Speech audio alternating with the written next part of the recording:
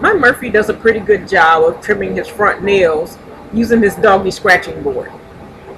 And he's also pretty good about letting me trim his back nails. But the doggy scratching board doesn't take care of Murphy's dew claws.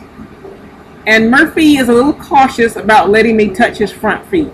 He's quite docile, so he lets me, but I'd rather make it a more enjoyable experience for him, so he doesn't dread me touching his feet.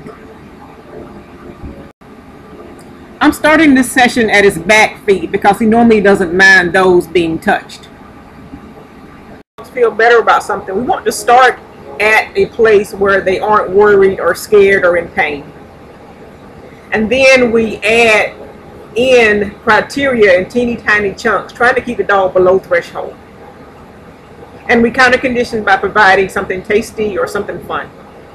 I'm moving a little bit faster than I should in this video. And there's a couple of times where you see Murphy's tongue come out. And I'm not sure if that's because of all the tasty turkey that I'm giving him, or maybe he's a little bit uncomfortable, and sometimes lip licks means that a dog is uncomfortable. So you need to watch for that when you're working on desensitization and counter conditioning. We shouldn't increase criteria until we see a happy conditioned emotional response, or CER. So I shouldn't touch his front feet until I see him actually looking forward to me touching his back feet. It's really hard to see in the video, but I move on to his front foot and I barely touch it and he flinches a little, which means I was moving way too fast and I need to back up to a point where we're successful. I shouldn't make it any harder until, as I said, we see a conditioned emotional response. We want to see him happy about what I'm doing before I add any criteria. Touching his front foot, I tried touching his elbow for a little bit, and he still flinched a little bit for that, so I decided to just hover my hand over his foot, and he seemed to be okay with that. But if you have a dog who doesn't even like your hand coming in the vicinity of his feet, then you don't want to start there.